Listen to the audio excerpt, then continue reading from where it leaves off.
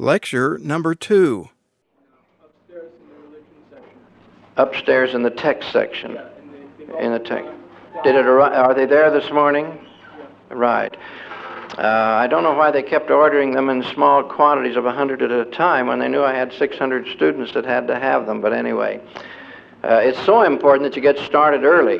And the Correlation Committee just gave us a report on Volume 1. And the opening section, they said, was the most concise presentation of the background history of what was going on at the time that the Book of Mormon begins that has yet been put together. So that was a nice, encouraging little note. Start out the day and start the day right. Now, I want to just remind you that there's some marvelous material in your textbook number 2. And I will stress the highlights of that. You don't have to fill in any blanks in textbook number 2, but it's full of some precious material, so I want you to kind of keep track of it. And this morning I want to start out by reminding you of the technique that it describes on marking your Book of Mormon. Now, there's several ways to mark your Book of Mormon. One way is to color every passage that's important. There's a problem there. I started out that method, and you should see my missionary Book of Mormon. It's of no value to me at all. It looks like a circus now. You just look through, it's all colored. The whole book's colored. First time I went through, certain things were important. Second time I went through, I saw how much I'd missed. So I colored all of those. First one was red, second one was green. Then I came back and did it in orange or blue or something. And so now I had to buy a whole brand new book, you see, and start all over. The way that I suggest that you mark your book for fast review is to underline the nouns and sometimes the verbs. That's just about all you need. Don't underline whole passages. If it's an important passage, really important, put it in a square. Just mark it, in a square. Now that's what your textbook number 2 suggests to you. Then I find that it's also helpful. My eye doesn't always pick up the underlining alone. So I sometimes will pick out the word that is the most important in a whole verse and circle it. After I've marked it with straight lines, you see, just under the words, not under the whole sentence. Under the words, it's amazing how fast you can read a page. Ordinarily, a page of the Book of Mormon takes 2 minutes, and by this method, I can review it in about 10 seconds. 2 minutes to 10 seconds once I've underlined it. So it makes it very precious to you. This underlining is a tremendous investment in effort by you. So as you read it through the first time, here's my basic procedure is to look for the important noun, either a name or a subject matter, and verb.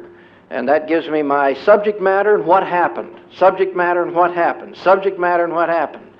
And then sometimes when there is a particular word in a verse that automatically signals my brain, I circle it. Just give it a circle. Now, if I want to remember the whole verse so that the second that I turn to 4th chapter of Nephi, my brain will go right to it, then I draw a little square right around it. Leave enough room out in the margin so that you can make an occasional note. Not many.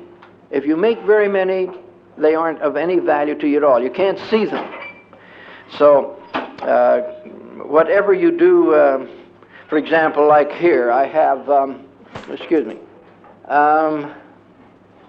I have Zedekiah circled in verse 4, 1 Nephi. Now in the column I have age 21. It doesn't say it there. It does in your text and gives you the citation in the Bible where it tells you that he was 21 that first year of his reign when he took over, that King Zedekiah. And then I've underlined many prophets because in the Bible it doesn't mention Lehi. But it does say there were many prophets that rose up to help Jeremiah. So I put on this one a reference to it so that I would pick that up in the Bible. Actually, it's right down here, 2 Chronicles. So if you underline that and drew a line from prophets down to Chronicles, that would be a way of doing it. Anyway, whatever signals your brain fast, that's the answer. Now, marking your book is highly personalized. The main thing is that it helps you, and so that you can speak or that you can think just by referring to this little reference to anything new that otherwise might get away from you later on. Now, President Lee has said that he hopes we'll all become masters of our scriptures. This means taking them to every church meeting, right? All right. If you'll do it now, you'll be the only one there that does it. But you'll notice that every meeting, somebody starts talking about the scriptures. Nobody's got a copy. So here you are flipping to it. And you say, yeah, that's right. I remember that one. Okay. Now that's made that much more of an impression on your mind. And you get so that pretty soon you watch Hiram Andrus. He'll stand there in the books and he just flips it back and forth. His book keeps opening. Mine won't automatically, but his does. I notice it just opens automatically to where he wants it, which is a nice way to train a book. But let's know our scriptures. Let's know that Isaiah 53 is all about Jesus Christ. The only chapter in the Old Testament tells the life, death, and resurrection of Jesus Christ that the Jewish scholars accidentally left in there. And let's know that it's Genesis 11 where it tells all the ages of the ancient patriarchs. You see, that just comes to you automatically. Let's know that it's Matthew 24 that tells all about our day, the final sermon of Jesus up on the Mount of Olives. That's the 24th chapter of Matthew. Beautiful chapter. The great high priest prayer of Jesus about the relationship between his Father and himself and how he tries to stay close to those who will listen to him here upon the earth. John 17. See, these automatically just come to your brain. People start talking about it. You say, oh yeah, John 17, that's John 17. Turn over to John 17. And as they talk about it, you just kind of go down with your finger and look up at the man in the pulpit and say, I'm with you, I've got it, it's right here. And I've found another thing that's quite interesting. I find that it's very helpful during sacrament and meditation, which is a quiet hour, to just turn to the scriptures and to kind of read about the crucifixion and what a difficult assignment that was to the Savior. And just wonderful to have your scriptures with you. So, it's going to become a characteristic of the church in your day to take your scriptures with you. Now, we've gotten out of the habit. And if you get a 4-in-1 like this, they're not very big, get a nice cover for it, and you just hold it in your hand. All right, now, first of all, now let me just ask if you have any questions about today's assignment. Was it all clear? All right. Then okay. Now, that's a good question. In 1 Nephi, chapter 1 and 11, it says, and they came down and went forth upon the face of the earth. And the first came and stood before my father and gave unto him a book and bade him that he should read. Now, who is that person? Who is that person? Now, what you should do is to write after verse 9. See verse 9? And it came to pass that he saw one descending out of the midst of heaven, and he beheld that his luster was above that of the sun at noonday. Who is the one that descended out of heaven? Followed by 12 others. Who is that? That's your question, isn't it? Okay. Now, it was in your lesson, but we miss it. But it's there. So after verse 9, there's a little space there. Right at the end of verse 9, there's a little space. Write Jesus, verse V14. Okay? Right in that little space, Jesus, V14. All right? You'll never... And listen to what it says. And it came to pass that when my father had read and seen many great and marvelous things, he did exclaim many things unto the Lord. All right? Is that with you? Such as, great and marvelous are thy works, O Lord God Almighty. Thy throne is high in the heavens, and so forth. And this is the Lord. See, he's talking to him. So he's talking back to him, so we know this is the Savior. After the fall, you see, the only person who appears among man is Jehovah or Jesus. Elohim is the Father, Jehovah is the Son. And a lot of people got mixed up on that. The Jehovah's Witnesses have a problem with that. They figure that Jehovah is the Father. No, Jehovah is the Son. John makes that very clear when he says that the Jehovah that's talking about in the Old Testament is the one who came and dwelt among us, became flesh. First chapter of John. Very clear. In any event, that was Jesus. All right, other questions now? Yes? Could you tell us which textbooks are which?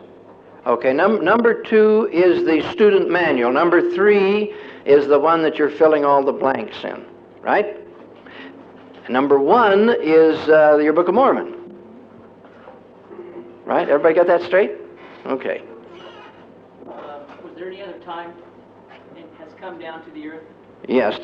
After the fall, did the Father come to the earth? We only know of 2 occasions.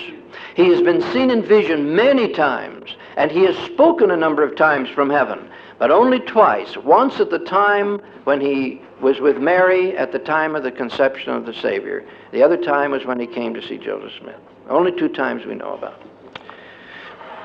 All right. Any other questions now before we turn on the map? In the student manual, are we just supposed to be reading that, or? Yes. Now, your student manual, number 2, is what everybody else in the church is studying. And they have to fill in a lot of blanks and ask a lot of questions and so forth. But they're mostly on topics. Topics of obedience to parents, or the several reasons why you should study the Book of Mormon.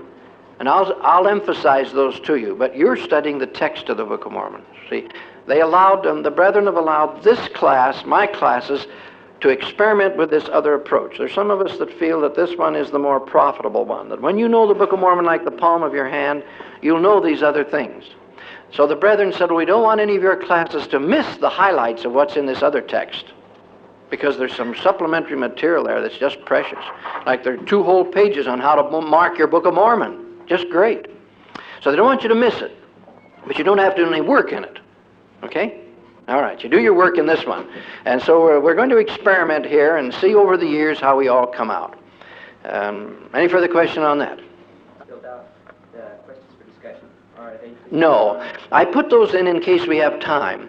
Actually, what I wanted to do at the end of each chapter, I wanted you to read those and say, now, how would I answer those?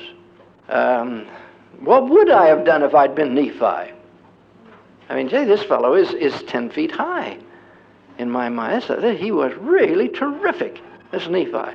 This is just to kind of identify an ancient book with the problems of our time, because these are very real people. They were just like us. When they got hot, 120 degrees on the desert, they hated it. Just like my tours do when I take them to Egypt now. Oh, they complain, Brother Skousen, can't we go back to the hotel now where it's air conditioned? Oh, it's so hot, I'm so hot, I don't know what I'm going to do. And I say, what's the matter? You want to go back to the flesh pots of Egypt? Why don't you stay out here in the sun, enjoy this wonderful Sinai desert that Israel had to wander through for 40 years. You're beginning to get the feeling of what it was like. Remember how critical you were in Sunday school of the Israelites for complaining and didn't have meat and didn't have drink and didn't have food and so forth, and I don't have any rock to bring the water out of, fortunately. No rod, unfortunately. I can't do that for you. Just enjoy your thirst till we get back to the hotel, I tell them.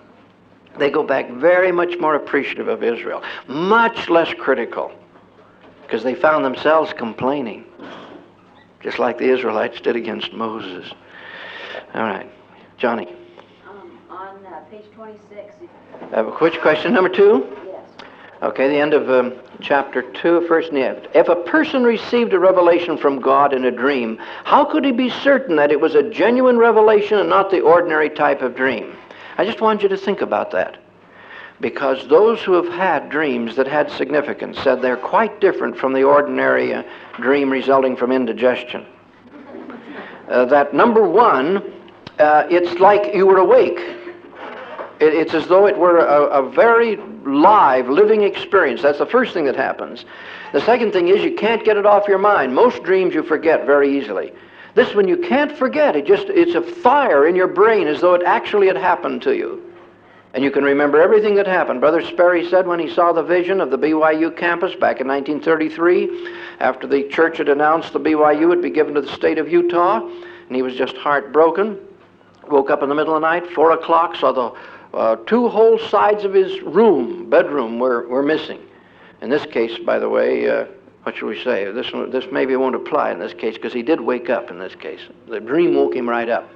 Anyway, he saw the whole BYU campus. Instead of seeing 3 little buildings up here on top of the hill, he saw buildings all the way as far as he could see on the east bench, and a temple, a single-spired temple.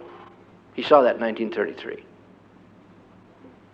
So he called the members of the faculty together that felt like he did, that it was a real tragedy to see BYU given away, and he assured them it would remain a church institution. President Grant, who'd made the announcement from New York, arrived by train. Reporter said, "What about it? Are you really going to let the state have all the church schools?" He said, "All but Brigham Young University." Brother Sperry said, "That's right. That's right." Just waited on the Lord. It took the prophet a little while to pick up all the pieces, you see. Meanwhile, Brother Sperry had been told that the BYU is yet to have a great destiny. Now, I was thinking that would apply to answer your question, but it doesn't because he was awake. In any event, you can see why Laman and Lemuel called their father a visionary man, because he admitted that some of these things were in dreams. "Oh, Dad, you have a dream and you apply it to all these situations. You abandon our home, you wander out here thinking we're going to a promised land, and where are we? In the middle of the desert. Nothing very promised about this. It's stupid, and you're wrong, and we're going back." You see, that's the big conflict here. So those who've had revelations by dream say you have no problem distinguishing it from an indigestion dream. Okay, fine. All right, now I'm going to turn on the light here for a minute, and I'm going to go over some history that's extremely important for us to remember. What was the date of the flood? You notice the typographical error in your text. It says 2:4. It says 3 instead of 4, you notice.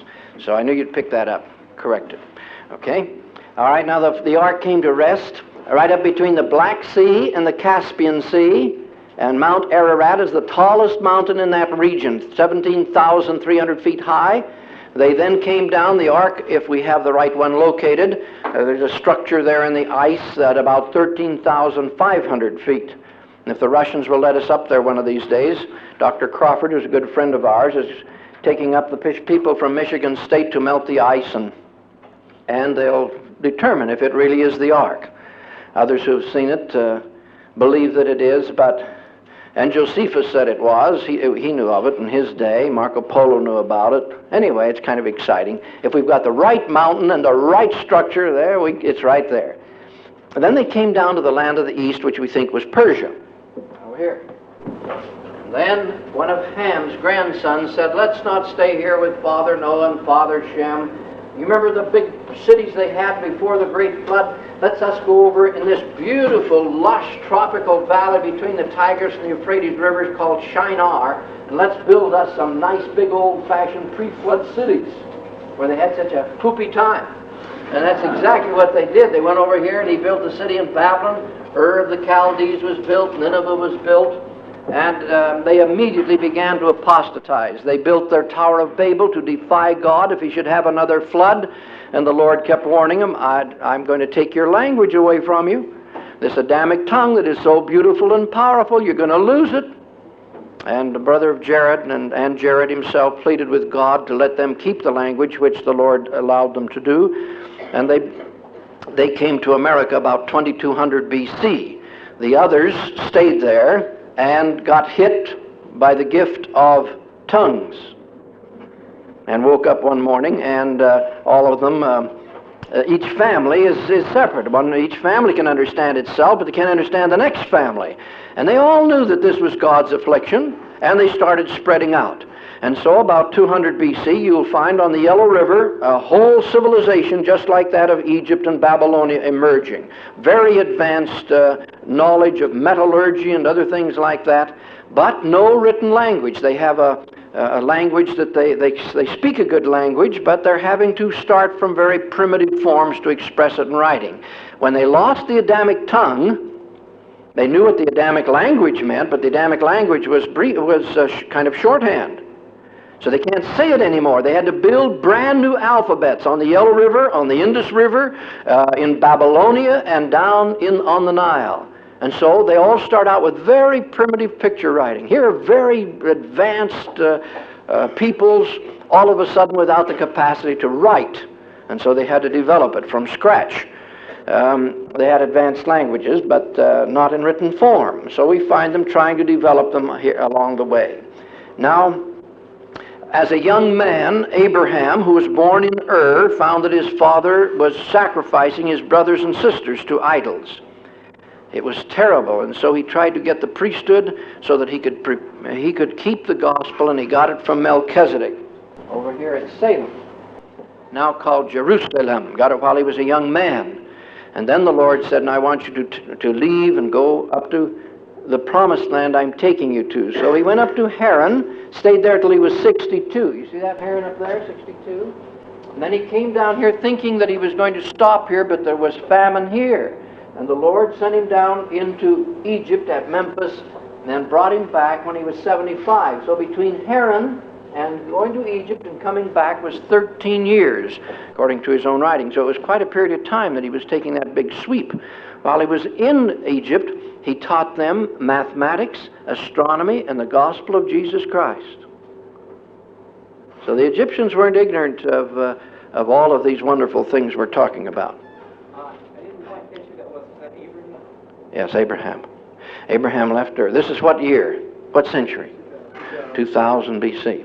All right, then you'll remember how Abraham had a son Isaac, then he had a son Jacob who had 12 sons, and through Joseph they were all let down into Egypt, and in due time they went into slavery under the Egyptians and came out in 1500 BC and settled here in the Promised Land. And then we had the glorious age, golden age of David and Solomon, 1000 BC. And then they apostatized. They divided into two great kingdoms. Our ancestors were the leaders of the apostates. And took the 10 tribes up north, and eventually they were captured and carried off into Assyria way up there. And eventually they went off into the steppes of Russia and became the lost tribes. In 800 BC, the prophet was Elisha, the one who succeeded Elijah. All these dates are in your book, you'll notice. And it was shortly after Elisha died that something happened of great interest. And I just wanted to tell it to you briefly. Babylon, that had been so powerful, became corrupt, and the Assyrians were the capital at Nineveh. Their own people, actually, the same people. The people of Assyria conquered Babylon.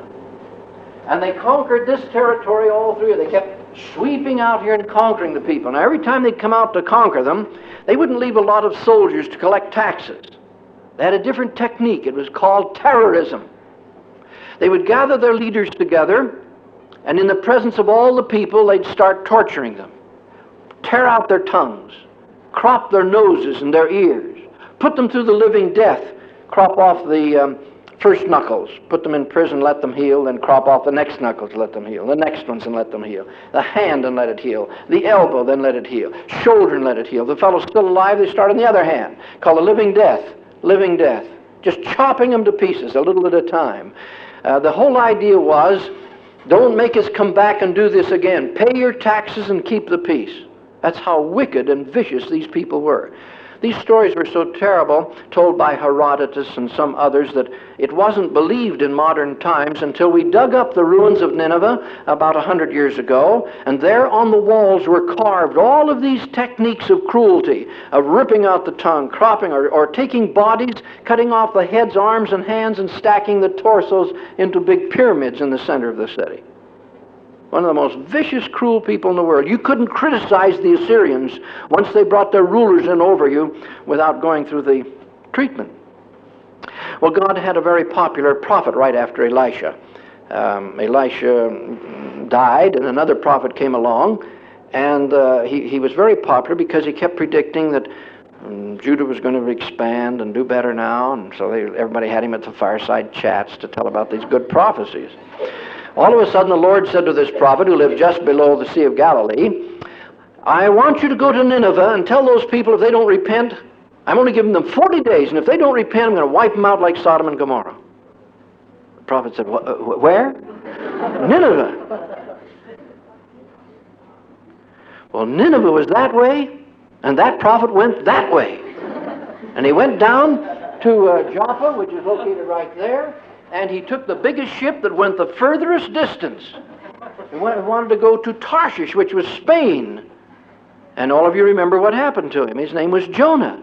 It really scared the wits out of him, and he was just frightened. He was terrorized.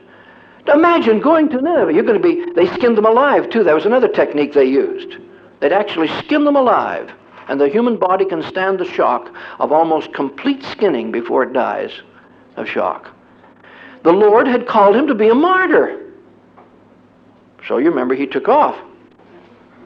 Well, the Lord intercepted him with a whale, and after 3 days and night inside that creature, he was burped up over here on the Levant. By the way, we've had a modern sailor go through this same experience, and I tell about it in the 4,000 years. James Barclay. It was in the stomach of a whale for quite a considerable period of time, describes what it was like. Enough air to survive. It's a mammal. You can survive in the stomach of a whale, he found. It wasn't in there quite as long. The thing that you have to be careful of is all that acid down in there that's made to emulsify meat. You see? That's what the acid in the stomach of the whale is for. But in any event, he came out. He did survive it. He's a modern Jonah. It was possible.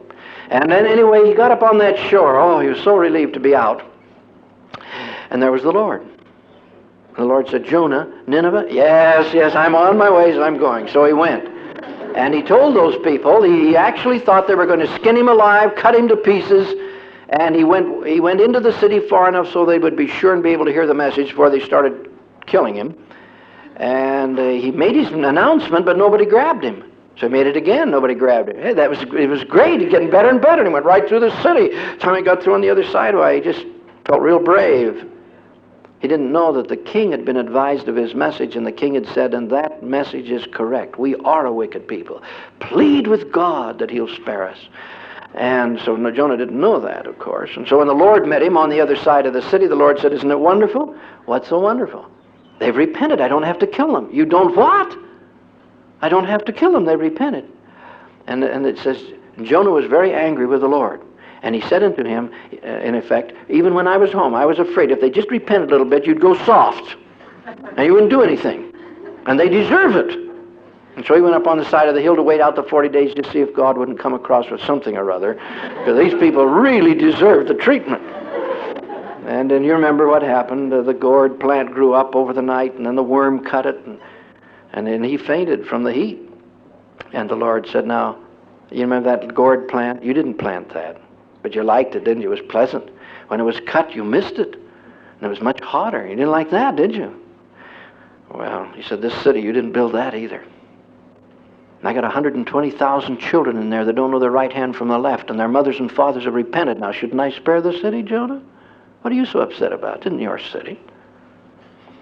That's the way the book ends. That's the story of Jonah.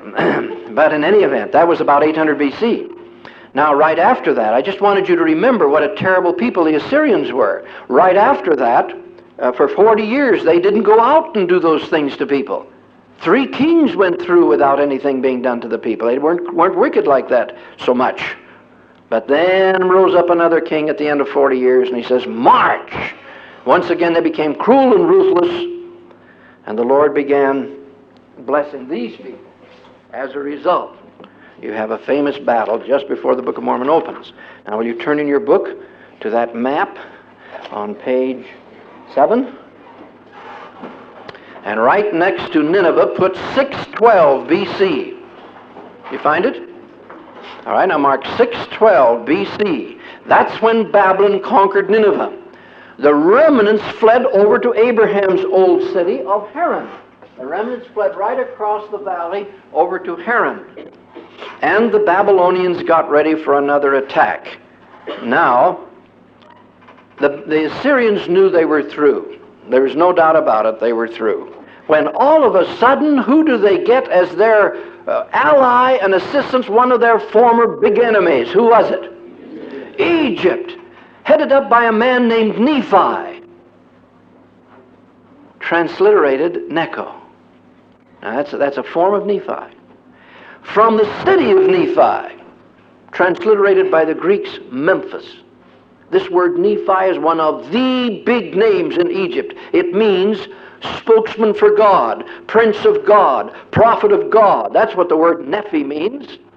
And the word Noph, there are a number of forms of it. Osiris himself, one of the names of Osiris, god of the Egyptians, is Nephi, Noph, spokesman for God. Isn't that interesting? And Necho II, he was not an Egyptian actually, he was a Libyan. It was a new dynasty. He came marching up, and he got up to about right here, where the mountains kind of come together. Mount Carmel comes down, the mountains of Ephraim come together in a little pass there called Megiddo. And he was just going to go through it. He's surrounded by Jews, led by the good King Josiah. And he says, "Thou shalt not pass." Well, Necho says, "Look, you're one of our best customers, and we don't have any trouble with you people. But I tell you what, we're going to go up there and help the Assyrians beat the Babylonians." "No," King Josiah says, "they are wicked, terrible people. You must not help them." Well, King Necho says, I admit they're terrible people, but I hate Babylonians worse. So get out of the way. We're coming through. And Josiah stood his ground, and a blast of arrows were shot by the Egyptians, and one of them got the king, and he was killed. And Jeremiah laments the fact because during Josiah's reign, Jeremiah had a pretty good time. And the Jews immediately put another king on the throne, a very righteous young fellow. And when Necho heard about it from up at his camp up north, he says, "That's not my boy. I conquered you people. I won that war. Get that boy off the throne. There's another son of Josiah that I like. His name is Jehoiakim. I want Jehoiakim on the throne." Well, Jehoiakim was an apostate, just like his grandfather. It was wicked. And King Necho said, Pharaoh Necho, he said, "All right, now, Joachim, collect the taxes from those Jews and send it up here to help me fight this war." And Jehoiakim said, "Good times, we'd love to do that." He just loved the Egyptians. So the Jews were under Jehoiakim. And now you have Jeremiah saying, "King Jehoiakim, it is the will of God that you not support the Egyptians and the Assyrians, wicked people that they are." And Jeremiah almost lost his life. And King Jehoiakim got hold of all the scriptures that Jeremiah had written, burned them. And Jeremiah went back to the Lord and said, "I've lost everything you gave me." Well, the Lord said, in fact, Jeremiah said, "And I can't write them again because they came from you." Well, the Lord said, "I know. Go get your secretary. I'll give them to you again." So he got Baruch, and he gave them to him again, just like the Lord gave Joseph Smith revelation in modern times. It's exciting. Same technique, same method. And so the book of Jeremiah you read today is the writings of Baruch as given to him by the prophet Jeremiah. All right, now in 600 and that was 609. So will you put over by, let's see, can you see, put a line right under your map right there and write 609. That's when Josiah was killed, 609. See, you're getting right down to Book of Mormon history now. You're getting awfully close. You're within 9 years. Lehi was in on this. Laban was in on it. Laman and Lemuel, they knew about it. All right? Now, down near Jerusalem, put 604. Now, it could have been 603. We're not quite sure, but it was about that time. Here's what happened. Oh, let's see. Yeah, put that date down, then let me give you another one. The year before, I want you to go up to Karchemi. See right up there on the Euphrates River? Right, 605. That was a very famous battle. A very famous battle. The Babylonians came out. They beat the Syrians and the Egyptians out of Haran. Then they beat them at Karchemish. And that was the end of the Assyrian Empire. That's one of the great nodal dates of history. 605 BC, the Battle of Karchemish, 605. So Necho II raced back down here to Egypt with the Babylonians right behind him. But Nebuchadnezzar had to stop because Nabopolassar, his father, had died. This made Nebuchadnezzar the new king of Babylon. So he didn't come back to finish wiping out the Egyptians until about 604 or 603. And when he came in here, that's why I want that date right there. When he came in there, he decided he better pick off Jerusalem on the way, you know, small matter. So he just moved in, picked up some of their leading young teenagers, late teenagers, to take them back to Babylon to train them. He wanted to pick these boys up. Who did he pick up? David, Shadrach, Meshach, and Abednego. Took them back, and within about 7 years, what are they? Daniel is prime minister of Babylon, and Shadrach, Meshach, and Abednego are the mayors of Babylon. God was really setting this thing up for the Jews. They just listened. Okay, so that's 604. Now, Jehoiakim the king kept fudging even after he was conquered by Nebuchadnezzar. He kept fudging and trying to send money down to the Egyptians. So in 600 BC, Nebuchadnezzar came back. He said, I thought I taught you a lesson 604 when I was here. And Jehoiakim was killed. And Nebuchadnezzar picked up 10,000 Jews and packed them off over to Babylon this time. Not just 4 people, not just 4 late teenagers. He took 10,000, all the top artisans, and it included a bright young 25-year-old fellow named Ezekiel. Isn't that interesting? 5 years later, he was called to be a prophet. So you got David over there now, you got Ezekiel over in Babylon, you got Jeremiah in Jerusalem, you got Jehoiakim dead, and Nebuchadnezzar put his 21-year-old brother on the throne named Zedekiah. Zedekiah. Now, in your examination, you'll undoubtedly be asked to remember Zedekiah. All these other details, I'm just kind of reminding you of them.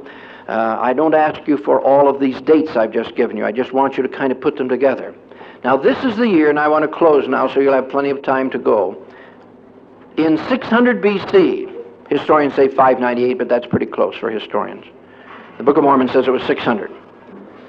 600 BC, Nebuchadnezzar came in. Jehoiakim is killed. Zedekiah is put on the throne.